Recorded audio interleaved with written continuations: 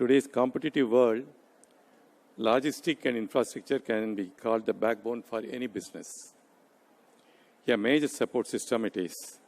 When you call logistics and infrastructure, it's not a small term or a word to be discussed.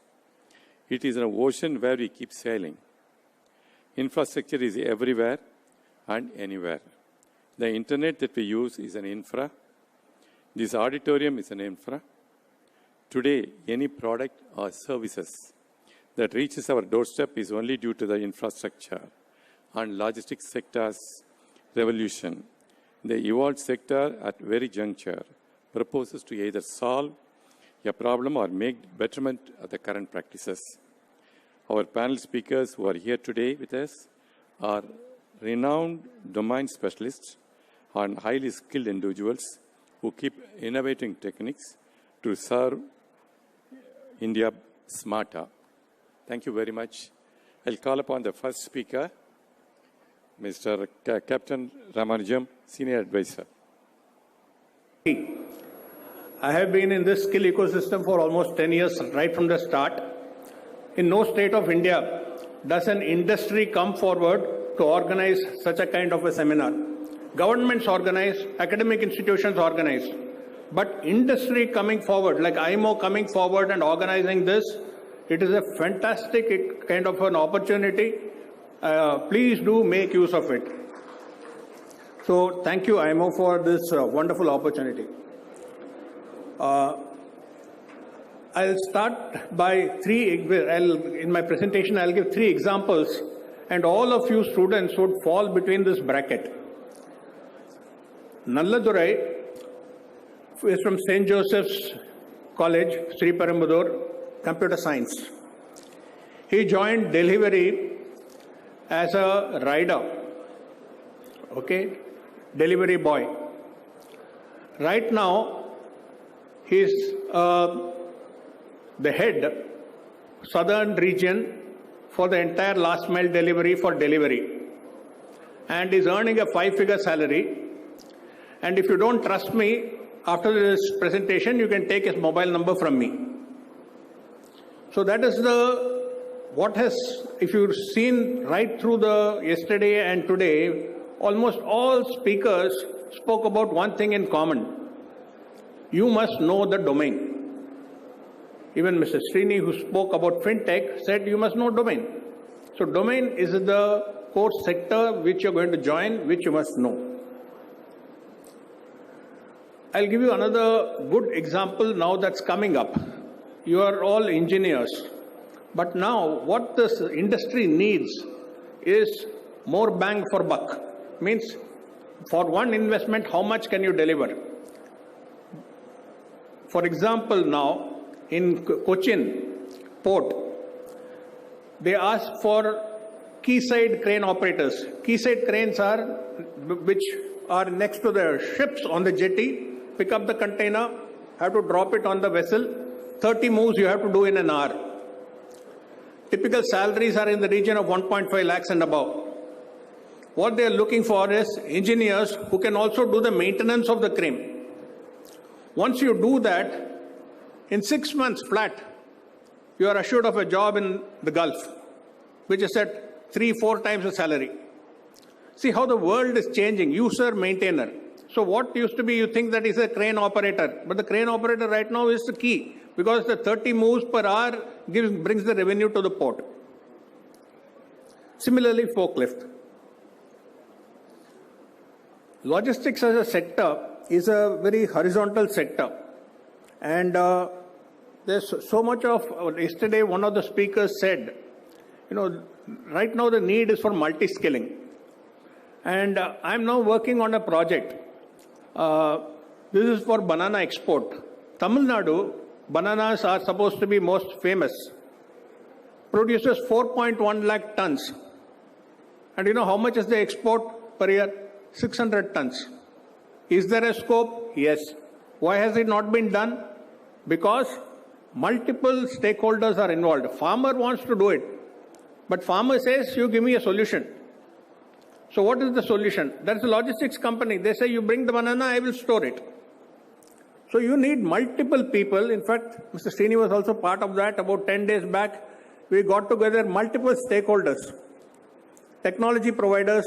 There's a company which uses what is called phase-changing methods for cooling, which incidentally, thanks to it, we could do the vaccination for the entire population of our country.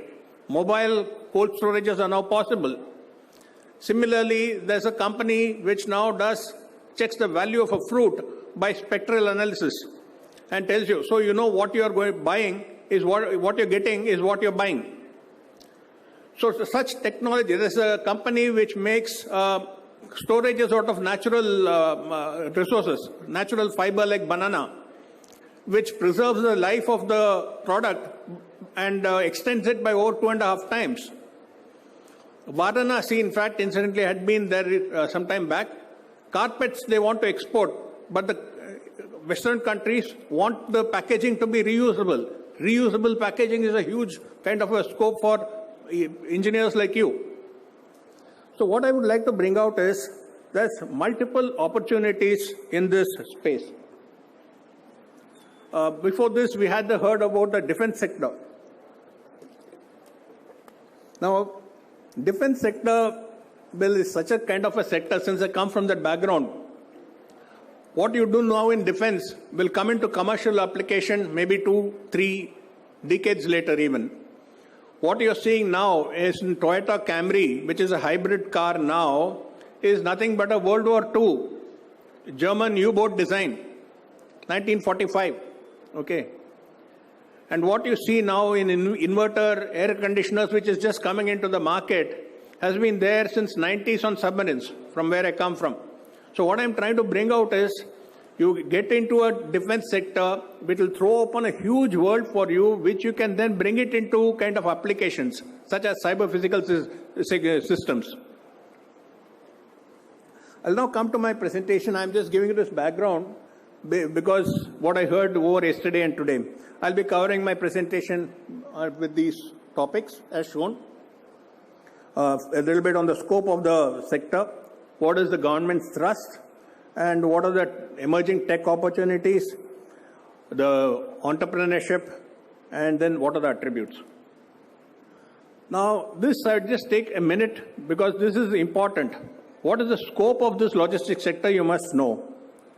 Now, warehousing, if you see, is one of the key logistics subsectors. If you take out the map of the globe and you put India in the center, India is emerging as the global hub for warehousing. Why? Because the cost of warehousing is cheapest in the country. 1/7 the cost of Heathrow, which is the costliest. In fact, in the top 25, you have almost all the cities of the subcontinent.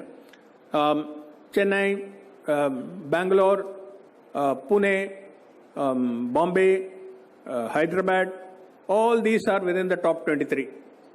So therefore, warehousing is a huge kind of a subsector where it could well emerge as a hub for the entire world.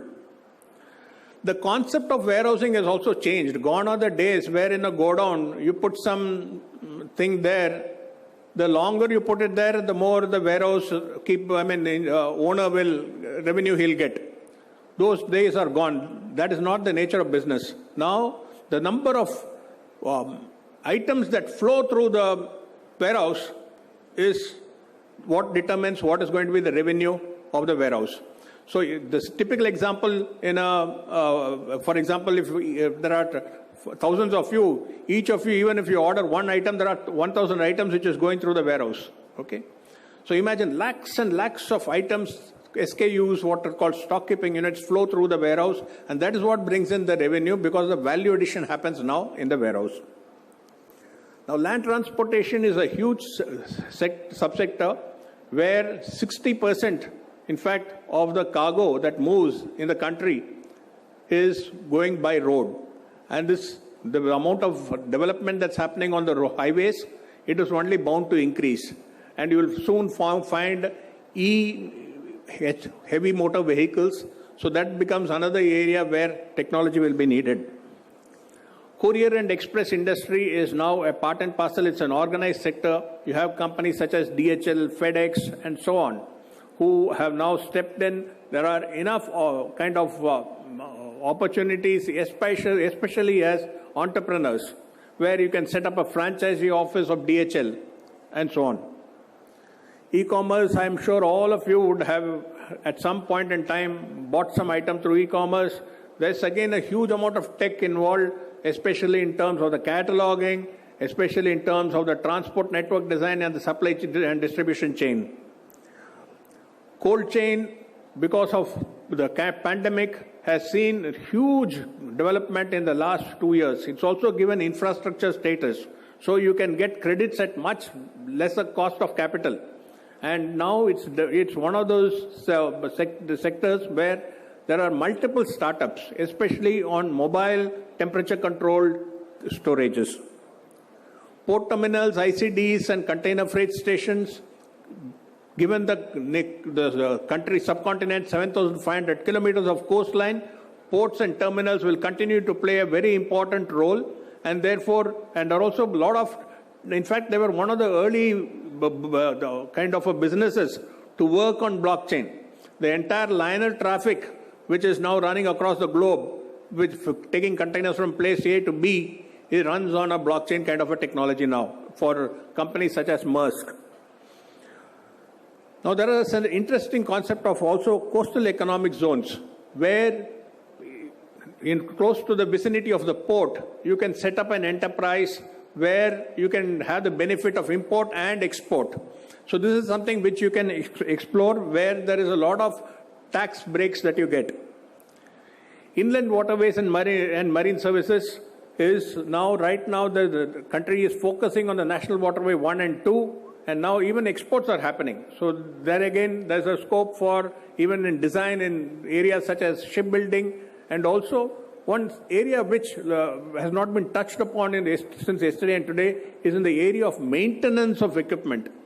All of you have been thinking about, it's not only about manufacturing a product, but also in the maintenance of product, because especially in a cost-conscious country like ours, maintenance becomes a very important aspect.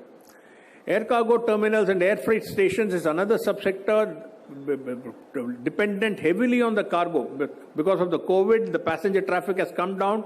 Cargo has kept airlines afloat. And in fact, a lot of produce goes by way of air freight. For example, your okra, lady's finger, is exported by air now. Then rail logistics. This is picking up now, especially now Kisan Rail, temperature-controlled rail has all started running, and it becomes a very important subsector because a lot of privatization is happening. Metro Rail, for example, is becoming independent corporation. It's going to have, it will be like a build, own, operate, transfer. So private operators will start running Metro Rail. So again, there are jobs there. Liquid logistics is going to become a big kind of a subsector. Please take note, because it involves chemicals. And chemicals, incidentally, if you see the labor market information system, is one of the industries where a lot of manpower is being required for a country like us. Liquid oxygen transportation, for example, has been a key for our COVID management. And now soon it will be like green hydrogen transportation. These are emerging kind of a space. Then you have supply chain in support of manufacturing as well as in support of agriculture, such as, because most assembly lines are getting automated, and therefore line feeding becomes important, and this is again an area where logistics operations happen. Touching upon what the government has done, you would have all heard about Gati Shakti, 1.68 lakh crores. It's the country's largest investment that has ever happened so far since independence. That's the kind of a thrust that is being given on the infrastructure in terms of the connectivity, especially in what is called multimodal connectivity. There's a project, Sagarmala, which another speaker had touched upon in the morning, which is for port infrastructure building, port hinterland connectivity, and also new port development. So that project is also happening. Quite a number of minor port development is happening on that. Bharatmala highway connectivity. In fact, we have reached one of the highest rates of building, in terms of the highway, almost 40 to 50 kilometers per day. Per hour is the kind of roads that we are getting laid right now. UDAN is the scheme for the regional air connectivity, especially for movement of perishables and time-sensitive cargo. And as I had mentioned, exports through the waterway is already started to Bangladesh. Warehousing, if you see, has got a phenomenal growth. It's almost a cumulative annual growth rate of almost 30 to 40%. And ease of doing business. I think it's you would have all realized how well the AIMO has structured this whole presentation. Fintech preceding Logitech, literally. And in fact, even our team, only I am the hard infrastructure guy. With me are two colleagues who will be talking totally tech. So logistics has become completely technology oriented. So then, what are the emerging tech opportunities? I'll just touch upon them. I think my esteemed colleagues will now cover this in greater detail. Augmented reality, virtual reality is all going to play a very important role. I mean, if you can think, pilots, I'll just connect some of the dots. In fighter pilots, when they are flying, they need to engage the enemy without taking their eyes off the panel. So you have what is called a HUD, head-up display. So you don't have to look anywhere, it's on the helmet itself. So now this is coming in warehousing, because a picker, when he has to pick an item, imagine 3,000 times you look at the list and then look at that item, look at this and look at the item, your neck will just go. So therefore now you have it in the head-up display itself. Now are we making it? There's one company, I just thought I should mention this. This is a company called Armstrong. It started by one engineer like you, young guy, Majgonkar, and he started it in Nashik. And he employs just other engineers, etc. Now that company is manufacturing these head-up displays. So this is the kind of an opportunity that is kind of emerging. Then you have sensors and telematics. Ola, Uber are classic examples. But then now you need more hyperlocal. India is a huge country. I think if you can have you can have many more hyperlocal solutions, and that's something which you should look at. You would have all seen that link behind our road transport buses. What is that? It is nothing but a cargo aggregator. So there's a huge need for such kind of transport cargo aggregators, so that the trucks run full both from and to. Similarly, then you have your softwares for management of warehouses, transport. So these are some things which are getting developed very rapidly across the country. In fact, most trucks, 99% will all be GPS enabled. So you have almost complete track and trace of your cargo available at any time. All of you who have dispatched any courier would be able to have the consignment number and tracking it. Similarly, now blockchain is coming in a big way, as I said, and that is something which will, shared ledgers would become the order of the day for any supply chain. I'll stop here on this particular thing because it will be covered in greater detail by my colleagues. And in the interest of time, proceed forward. Entrepreneurship. I'll just give you a little story. 2005, IIT batch, Suresh Kumeli is his name. He started a company called Last Mile in Hyderabad. Very simple business, nature of business. He got about 10-15 people whom he could trust from his village. And then he told them, you can then pick up more kind of colleagues of yours and run the business. Now he was covering the entire Hyderabad and all the adjoining districts around it. And then I was the one who gave him a lead into Flipkart. And then he further expanded, it became a pan-India kind of a company.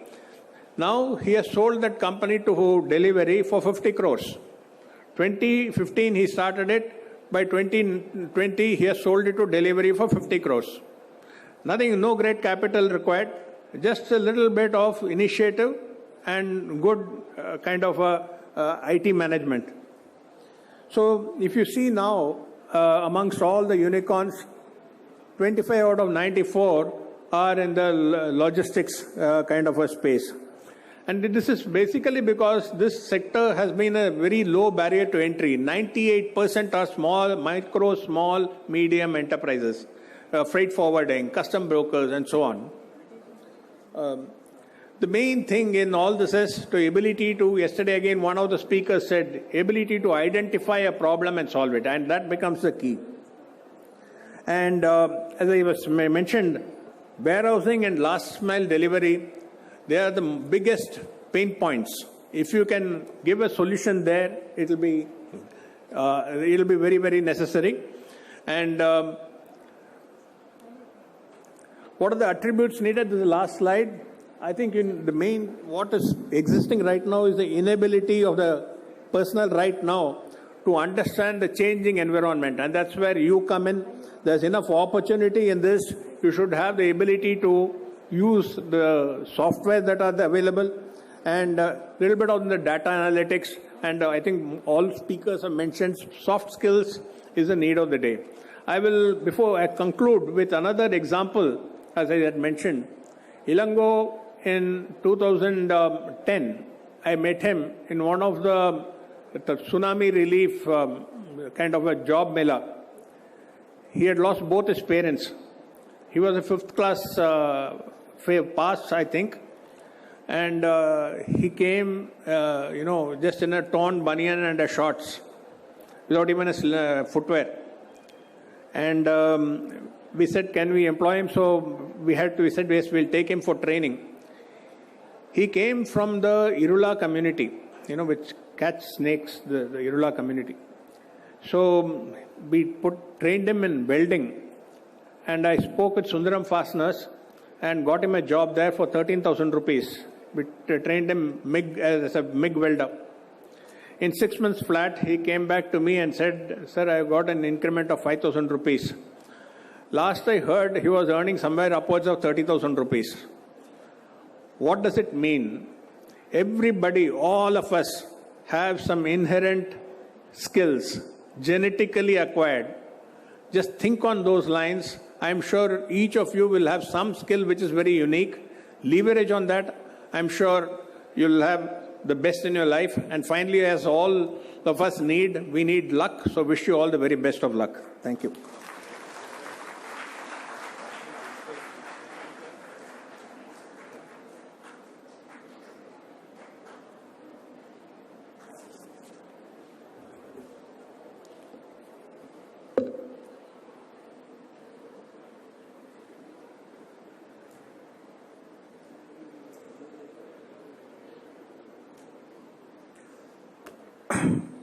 வணக்கம்.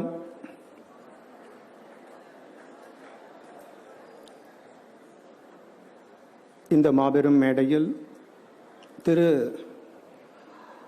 ஐமா என்னும் அமைப்பும் உன்னதமான அண்ணா யூனிவர்சிட்டியும் சேர்ந்து மற்ற பல சான்றோர்களுடன் இந்த உன்னதமான ஒரு நிகழ்வுக்கு என்னை பேச அமைத்ததற்கு மனமார்ந்த நன்றி. என்னுடைய நெடுநாள் கனவு இன்று நிறைவேறுகிறது. அது என்ன?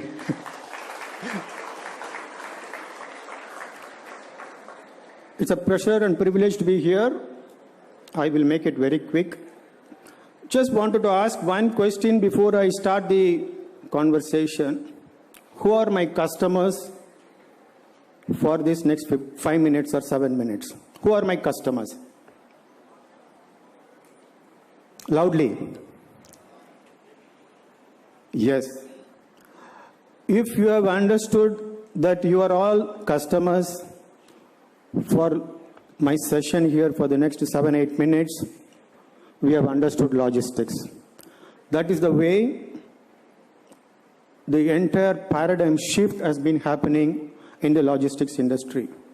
30 years ago, I'll take a minute to set the context. 30 years ago, when Jaishankar was a purchase officer or an assistant manager purchase, as a part of the purchasing function, when he was tasked to do logistics, what it meant was, Jaishankar will go to Paris Corner, go up, climb 4 or 5 huge company stairs, get a rate, competitive rate for a 20-feet container, prepare not even in Excel those days, prepare a manual comparison, come back, availability of vessel, pray all stars that the container should come onto the village in the factory without toppling, ensure that it is loaded properly, lashed properly, and wait. I'll tell you a small instance. You will be following 68 containers or 70 containers per month. The only container where without technology was not available like this today, right? The only container where somebody at the top would be really interested, your collaborator will be there in Germany waiting for a trial, there will be a possible joint venture, that will only get offloaded in Singapore. Okay, that was the kind of, systems, but hats off to the kind of human element that ran along with it. A local logistics, same Jaishankar will go and negotiate half a production schedule, which will be equivalent to 6 months of your requirement, and negotiate in a language which you may not know with a transporter in Bombay or Delhi. But Manida name, Yenga Vandadu Nakai, all these people, we have run just in time on bullock carts in 81. Can you believe? People will come, it will be raining. They will be covering the bullock carts with the tarpaulin. They would be shivering, and there will be, that is the kind of pyramid of the workforce Tamil Nadu has got and all over. And if we owe our logistics today, tech-enabled logistics, it is due to the vision of most of the industries. Today, automobile industry in South is called Detroit. It is because of the vision of those leaders, catalyzed by the hard work of those pyramid people at the bottom. I thank them before I get into logistics. Today's logistics, as it has evolved,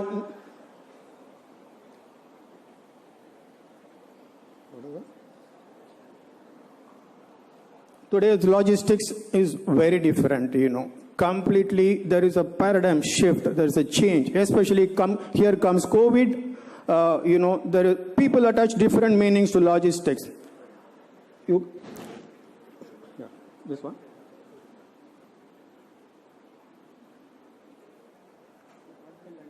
Yeah. I start with this. Yes, in logistics we can do it, you can do it. I will tell you why. Please. There is always, there are theoretical definitions that are coming in, whether how logistics has transformed, but I'm not getting into it. But today, what is meant by logistics is end to end. If we can improve productivity and reach it to the customer faster, that is logistics. Every micro element. Logistics has today become a board topic. Supply chain people are getting into board levels. So such is the kind of importance the logistics, thanks to, our technology, as well as due to the kind of phenomenal, take in volumes, as Captain Ramanujam has been kind enough to say, the kind of developments on infrastructure and the kind of industrial thrust, the overall definition of logistics has gone through into an end-to-end way. This is the conventional definition for the sake of, audience who may not know. Yeah, sorry. Okay. Sure. This is the conventional definition. Logistics is moving material, getting money in a structured way.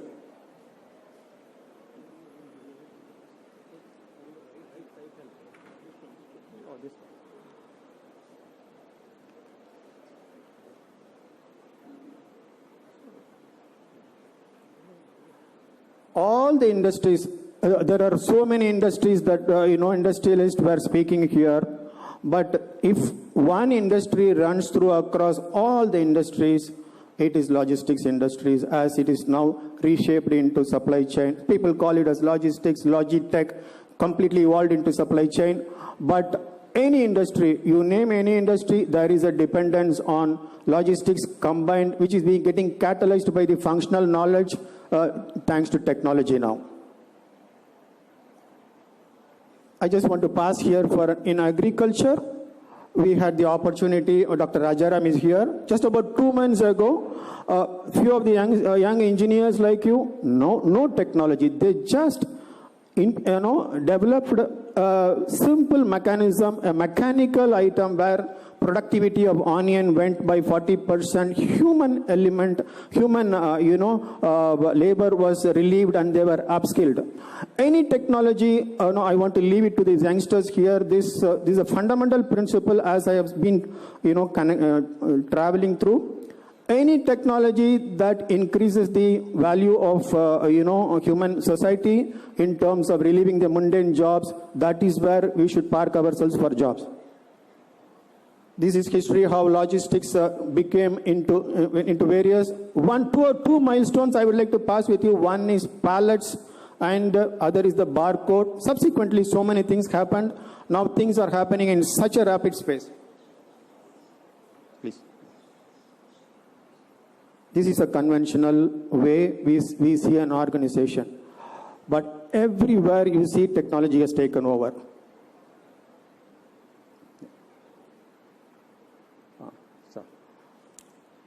Now we are talking of even the brick and mortar companies which are trying to move both through the conventional channels as well as through their own outlets and directly connect by e-commerce. I was a party to about the learning with about 30 CEOs about 2 months ago. The best takeaway for me is even for conventional companies, directly connect to the customer. This is what is happening, and it has a lot of bearing on the logistics as we have been perceiving.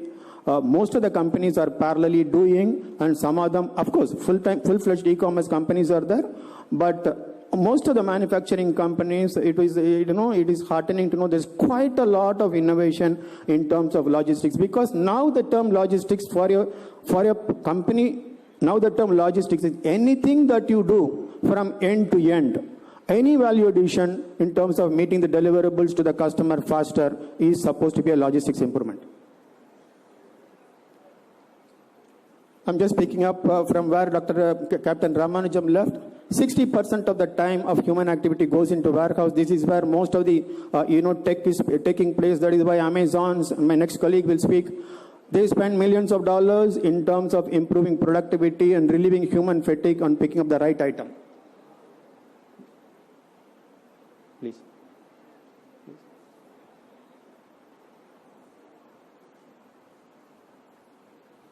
I would like to leave, because the lot of speakers have spoken about the macro industry. I would like to bring a slightly different perspective coming from the shop floor. I would like to leave few low-hanging fruits. As everybody knows there is a skill gap, and people are, elders are addressing it, and the logistics industry is exploding end to end. There is going to be phenomenal opportunities in warehousing as it is automated in. But few things, as from a perspective of since I've been around, I just wanted to leave.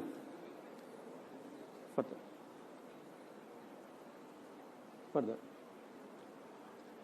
I think purchasing and even CHA, these are all opportunities for self-employment, because I see a lot of companies, the custom house agent is becoming a part and parcel. It was a forgotten job, but a lot of youngsters can get into it, because engineers and commerce people are best suited for CHA, whether as an entrepreneur or of making money. There is quite a lot of scope available in the country, as companies want to bring them into their roles, so that they have a seamless flow of information and visibility. Today you can hear anywhere, visibility is the jargon that you will get in any company. Visibility, resilience and agility. What it means is the top management or the operating management wants to know what is happening from one end of the chain, supplier to ultimate customer and the return. Yeah. Just one more. Final, one more. Last. Hold it, the previous.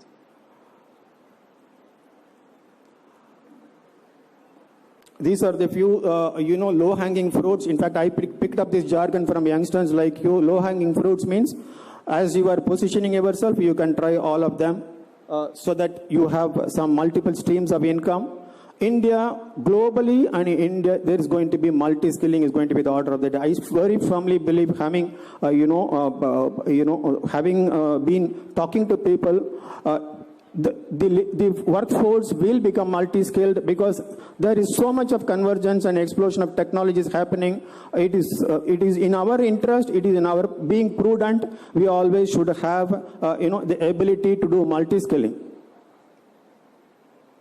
These are technologies which are used in various forms in logistics. Even we have a system where 100 of your youngsters like you, we have a partner where they have developed AI-based purchasing. 20 years ago, if I walked into my boss room and then said I want to subcontract purchasing, he would have moved me to the subcontractor. Today, purchasing is being, purchasing as a skill set is being, considered to be given off to other company. And I see a lot of youngsters like you when you travel to Delhi, Mumbai, there are a lot of youngsters who are doing freelance purchasing and supporting 10 companies, making quite a good money even on engineering.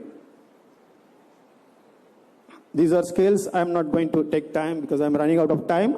But what is most important is what we saw in 2015 was not what we could see, but what we saw in the last 7-8 years, which continues to be seen as what is required in 2025 is critical thinking and analytics.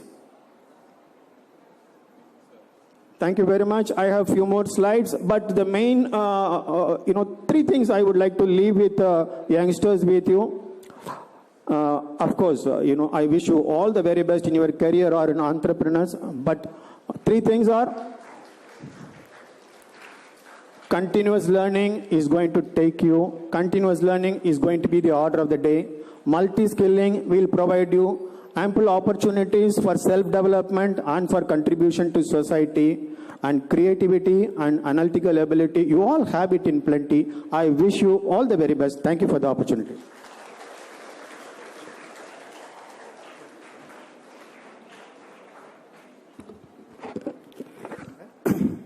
Vanakkam, my name is Lokesh. I'm going to change gears because everybody's been talking about what the industry is. I'm possibly going to give you some aspects of what you should do specifically to go into the infrastructure side. But my infrastructure is going to be different. I'm going to be talking about cloud. So I just want to start off first by telling you that there were 3 areas which are the most in demand given by a recent report of Alpha Beta, which talked about usage of cloud software tools, cybersecurity, and cloud architecting. So these are 3 areas that you should be, very familiar with. But I'd like to begin with by talking about 4 numbers out here. Can you guess what these numbers are? Just a hypothetical guess. Anybody? So 7.8 is the population of the global world, okay? And 3.7% of that, 3.7 billion people today have access to the internet. Of that, 50% reside in Asia Pacific, and 24% of that are in India alone. So you can imagine that with technology percolating everywhere, you're going to see a plethora of tech-enabled industries, which Srini was talking about. I want to talk about specifically how digital transformation is happening. A lot of you remember the black and yellow taxis. But now with the transportation changing, we have the Olas and Ubers. Just to share with you, there was a recent report which was carried out post-COVID, which was just in the last 2 months, where they said that about 14.5 million rides are done in 1 week by these cab aggregators. So you can imagine the kind of, transportation which is happening. A lot of you use it during the COVID time had, moved online, where you were learning about a lot of the information that your professors and faculty were sharing, specifically, on e-books or PDFs or any other material which was there.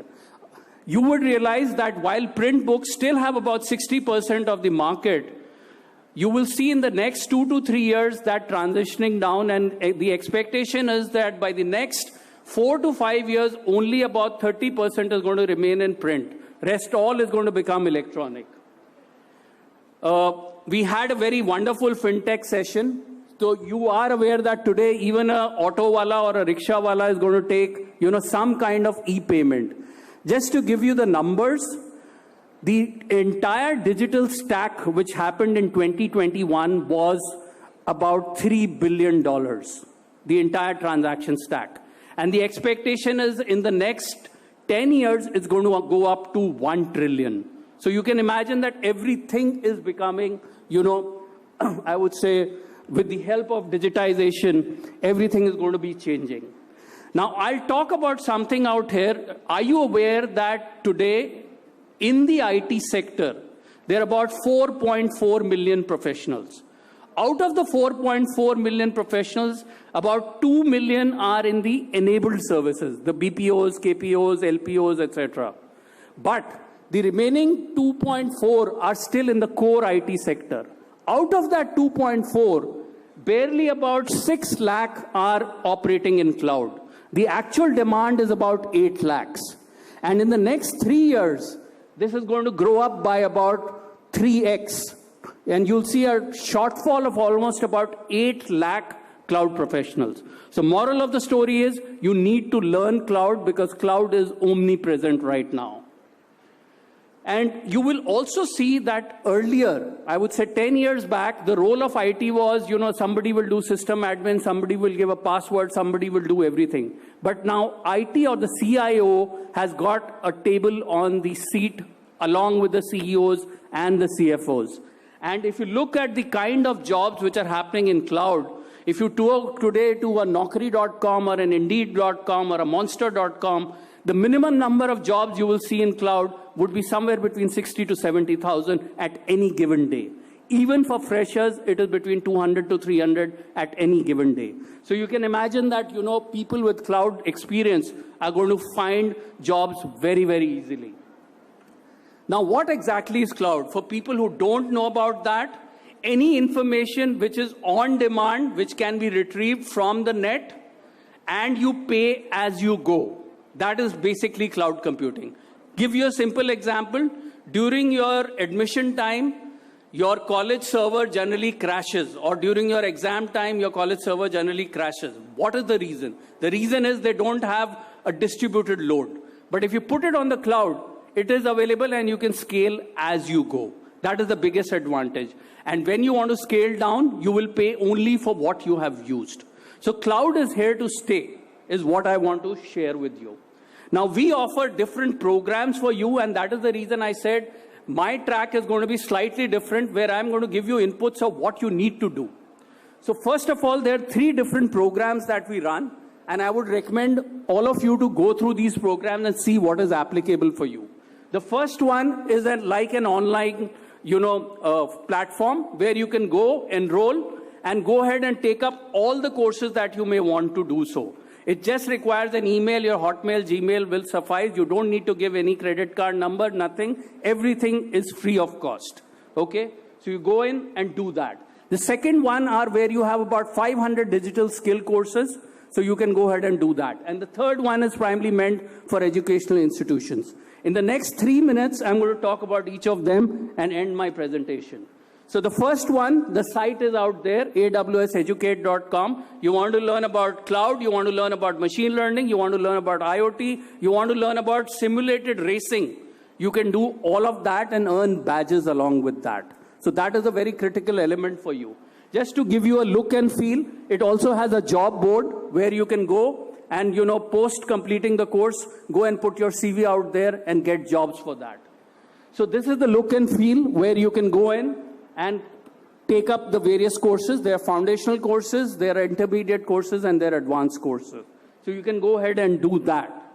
The second one is, which is the AWS Academy, and a lot of the people which are mentioned at the back, on the backdrop, most of them, including, RMK, etc., SRM, all these people are our existing academies. We provide the curriculum free of cost to the institution. The institution goes ahead, adopts them. 50% of the course is hands-on, so you work on the entire platform and get that exposure. And then there are capstone projects that you do. So the curriculum is offered by AWS. They are all aligned to global certifications, and you can go ahead and take up these certifications. just to share with you the kind of curriculum which you have. And I realized that we have a mix of students. They're from the circuit branches, they're from mechanical, they're from aerospace, they're from, different branches. So either you can specialize in cloud, or you can move to data centers. For example, people in mechanical, if they want to look at, how do you maintain the HVAC of a data center, you can go ahead and do that. Or how do you manage cloud on, the data center on the cloud itself. You can also learn about machine learning. You can also learn about data analytics and NLP, natural language processing.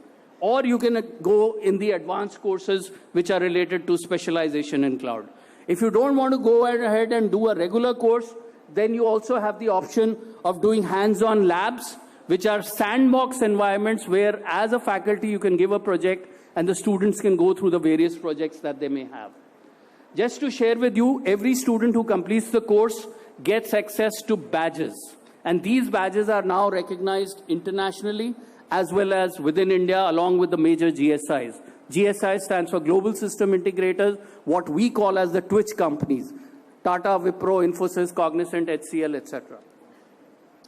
This is another platform for you, which is called the AWS Skill Builder. I have 2 minutes, sir, I'll finish.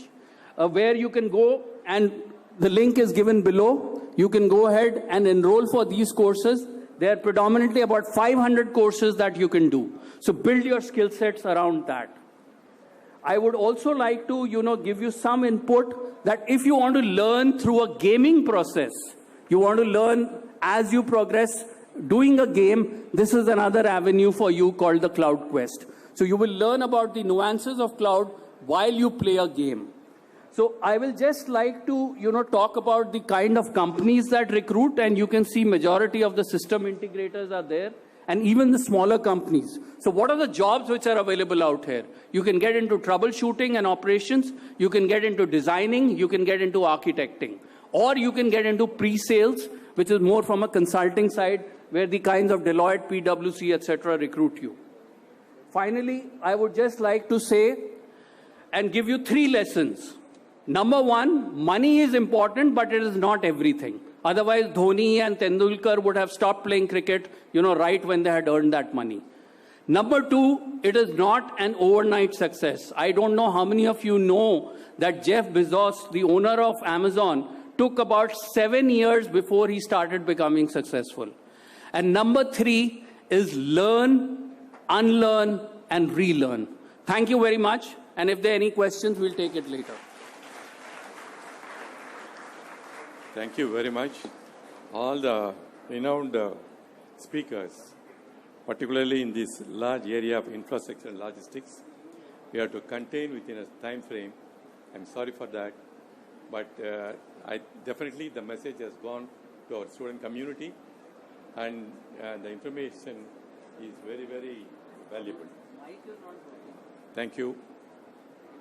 Now I call upon Mr. Uday Kumar and Dr. Meera to come.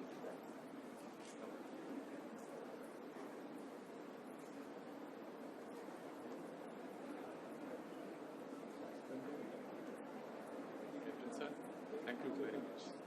Sorry for having curtailed.